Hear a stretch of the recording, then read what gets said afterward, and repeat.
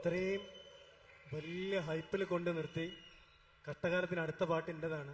അങ്ങനെ പറയരുത്. ഇല്ല, ഒരു 5 മിനിറ്റ് ഞാൻ 2 മിനിറ്റ് ഞാൻ MC-യുടെ കർമ്മം കൂടെ ചെയ്യാണ്. ഓക്കെ. ഈ വ്യക്തി എന്ന് പറഞ്ഞു കഴിഞ്ഞാല് അവിടുന്ന് കമന്റ്സ് വരുന്നുണ്ട്, കേൾക്കുന്നുണ്ടോ?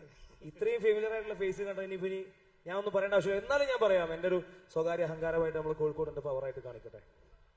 എന്തെന്ന് വെച്ചാൽ നമ്മൾ ഒരുപാട് മുന്നേ നമ്മുടെ നൊസ്റ്റു ഫീലാണ്. ഞാനൊക്കെ എന്റെ ചെറുപ്പത്തിൽ ഞാൻ കേൾക്കുന്ന പാട്ടാണ്. നമ്മള് ഷാഫിക്കയും താജുക്കയും അങ്ങനെ ഒരു നിര തന്നെ നമ്മുടെ മുന്നിൽ കയറി വന്നിട്ടുണ്ട്. അപ്പൊ അവരൊക്കെ ക്ലബ് ചെയ്തിട്ടുണ്ട്. നമ്മളെ മനസ്സിൽ അപ്പൊ തന്നെ പിക്ക് ചെയ്തൊരു പാട്ടുണ്ട്.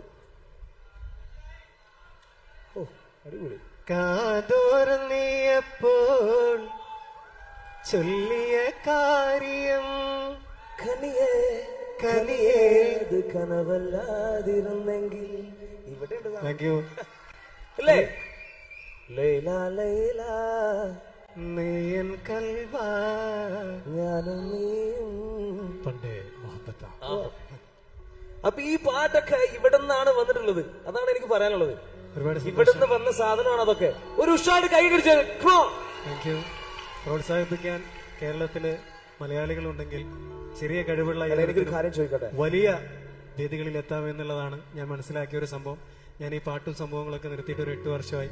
രണ്ടാമത് വീണ്ടും ഒരു ചാനലിൽ ഇന്റർവ്യൂക്ക് പോയപ്പം വെറൈറ്റി മീഡിയ എന്ന് പറയുന്ന ചാനലിൽ നൈനിഷ എന്ന് പറയുന്ന കലാകാരി വീണ്ടും ഇന്റർവ്യൂ ചെയ്തപ്പം എനിക്ക് ആ വീഡിയോയുടെ താഴെ വന്ന കമന്റുകളാണ് തിരിച്ച് വീണ്ടും കലാലോകത്തേക്ക് തിരിച്ചെത്താൻ എനിക്ക് പ്രേരണയായിട്ടുള്ളത്.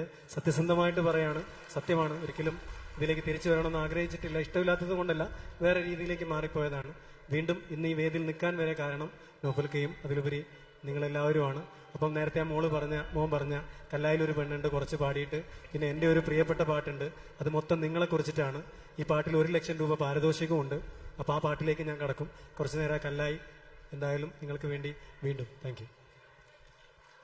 നല്ലൊരു കൈ ചെറിയ ഡീലേ.